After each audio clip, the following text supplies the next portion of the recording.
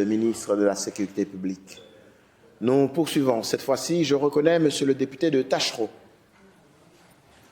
Merci, Monsieur le Président. Le budget qui nous est présenté, c'est le dernier avant que la population ne soit appelée aux urnes cet automne.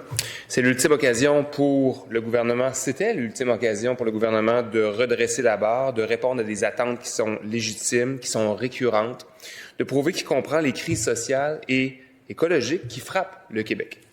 Malheureusement, ce que ce budget nous révèle, c'est l'image d'un gouvernement déconnecté de l'urgence du terrain.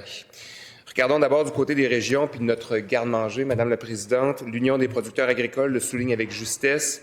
Alors que le ministre des Finances nous parle d'un environnement d'affaires compétitif et d'un cadre réglementaire simple, nos producteurs, nos productrices agricoles et forestiers devront chercher ailleurs que dans ce budget-là pour trouver du soutien. Puis ce manque de vision-là se décline partout en matière d'adaptation climatique. Imaginez, ce budget-là réserve plus d'argent pour adapter les entreprises au nouveau contexte économique, 700 millions de dollars au bas mot, que pour adapter nos propres collectivités au dérèglement climatique qui n'hérite que de 583 millions de dollars. Encore, cette somme-là est exclusivement dédiée au programme Réno-Climat et le GIVER. Où sont les investissements pour protéger nos municipalités contre les feux de forêt, contre les inondations qui emportent nos routes, contre l'érosion qui gruge nos côtes? On espère passivement que le plan de mise en œuvre du plan pour une économie verte répondra à ces enjeux pressants, mais sans aucune certitude. Derrière l'affichage de chiffres impressionnants comme ces 9,1 milliards de dollars sur 5 ans pour l'action climatique se cache une comptabilité créative et des choix politiques lourds de conséquences. Sur cette somme, d'abord, 8,2 milliards de dollars sont simplement alloués au plan pour une économie verte 2030. Mais le véritable scandale comptable réside ailleurs, Madame la Présidente. Le surplus de 1,8 milliard de dollars du Fonds d'électrification et de lutte au changement climatique, le Fonds vert, a été réorienté vers ailleurs. Au lieu de l'investir là où il aurait dû l'être, c'est-à-dire sur le terrain, pour accélérer notre transition, le gouvernement l'a envoyé au Fonds des générations pour éponger la dette, Madame la Présidente. Sous le couvert d'une prudente rigueur budgétaire, on sacrifie l'avenir écologique pour embellir un bilan comptable. Pendant ce temps-là, pour aider concrètement les Québécoises et les Québécois à faire face à la hausse du prix de l'essence, les solutions progressistes comme celle de Québec solidaire, qui propose de redistribuer une ristourne ciblée à la classe moyenne inférieure et aux ménages moins nantis, sont balayées du revers de la main. Pire encore, on assiste à la mise en place d'un régime législatif parallèle pour accélérer le développement de grands projets industriels au détriment des évaluations environnementales rigoureuses. On finance à hauteur de 900 millions de dollars l'adaptation des infrastructures de transport et la transition des grandes industries, pendant que les citoyens ordinaires et les municipalités, elles écopent. Venons-en au réseau de transport, le véritable moteur de la transition écologique, je le rappelle. 43 % de nos émissions de gaz à effet de serre proviennent des transports. Le constat d'Équiterre et de Trajectoire Québec est sans appel. Le budget 2026 nous éloigne drastiquement de l'objectif d'équilibrer les investissements entre les transports collectifs et les routes. C'est ce qui était prévu dans le premier plan de mise en œuvre du plan pour une économie verte, d'ailleurs. Nous venons d'atteindre le pire ratio depuis 2014. 73,6 % des investissements en transport sont réservés aux routes, Madame la Présidente. Le déficit de maintien d'actifs de notre transport collectif atteint aujourd'hui un niveau presque équivalent à celui du réseau routier. C'est le résultat direct de 8 ans de sous-financement chronique en maintien d'actifs. Et le nouveau plan québécois des infrastructures ne corrige rien. Prenez l'état du métro de Montréal, l'infrastructure la plus utilisée en transport au Canada, la deuxième en Amérique du Nord après le métro de New York. Le président du transporteur l'a dit, nous atteignons un nouveau sommet de dégradation. 35 des 68 stations de métro sont désormais classées en mauvais ou en très mauvais état. C'est 51 % de notre réseau de métro qui tombe en ruine, alors qu'on était à 31 % l'an passé. Pour la première fois de notre histoire, la proportion des équipements délabrés du métro dépasse celle du réseau routier. Les pannes se multiplient, les fermetures d'urgence augmentent, la pression sur les coûts d'entretien explose, Madame la Présidente. On laisse pourrir l'infrastructure la plus achalandée au Canada. Et que dire des régions et des autres grands centres? À Gatineau, le projet de tramway est sous le respirateur artificiel. Aucun engagement concret, aucun financement confirmé au-delà du mandat de mobilité Infra-Québec. Sans ce financement-là, le projet est condamné à l'inertie. Le gouvernement refuse de financer le transport du 21e siècle, celui qui nous permettrait d'avancer dans la transition climatique. Cette même logique d'abandon et de mépris se retrouve lorsqu'on tourne les yeux vers notre filet social et le milieu communautaire.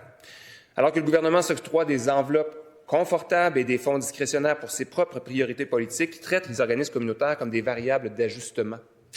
Aujourd'hui, on entend des voix au gouvernement insinuer que le communautaire est un gouffre financier, j'utilise des guillemets ici, Madame la Présidente, et que leurs salaires de crève-faim ne sont que bien suffisants. C'est insultant, c'est inacceptable. D'ailleurs, le mouvement, le communautaire à bout porte un cri du cœur que nous devons relayer ici à l'Assemblée nationale. Parce que pour que notre filet social ne craque pas complètement, les organismes communautaires doivent recevoir une attention particulière et je pense que nous ici devons répondre à leurs expectatives, notamment des conditions de travail décentes pour celles et ceux qui tiennent le Québec à bout de bras, un financement suffisant à la mission et non pas par petits projets ponctuels, une pleine reconnaissance de leur expertise, de leurs connaissances, la protection de leur autonomie et la fin du financement précaire. Le programme de soutien aux organismes communautaires, le PESOC, on en parle souvent avec les organismes communautaires, tous et toutes ici, finance plus de 3 000 organismes qui viennent en aide au tiers de la population du Québec. 3 millions de personnes. Savez-vous que le budget 2026-2027 leur réserve que des miettes, une hausse dérisoire de 20 millions de dollars, alors que dans la campagne cash, on y réclame un rehaussement de 1,7 milliard juste pour la santé et les services sociaux. 20 millions, c'est à peine 1% de ce qui est demandé par le communautaire. À ce rythme-là, d'augmentation, il faudrait 85 budgets comme celui qui était déposé pour atteindre l'objectif du milieu. Sur le terrain, sur une enveloppe globale actuelle de 955 millions, ajouter 20 millions de dollars équivaut à un chèque moyen d'environ 6 000 – 6 500 dollars par organisme par année. Qu'est-ce qu'on fait, Madame la Présidente, avec 6 500 piastres en 2026? On ne paie même pas l'augmentation du loyer, de l'électricité, l'inflation sur l'épicerie pour les banques alimentaires. On ne stabilise aucun emploi, on perpétue et on maintient la précarité dans le communautaire. Alors, en somme, Madame la Présidente, ce budget est le reflet d'une vision court-termiste.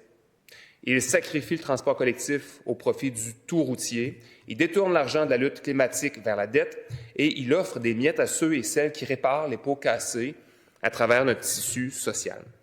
À l'aube des élections générales de cet automne, ce budget trace une ligne claire entre un gouvernement de statu quo et l'urgence d'un vrai changement de cap. Alors, Madame la Présidente, je déposerai 2 motions de grief. La première qui va comme suit.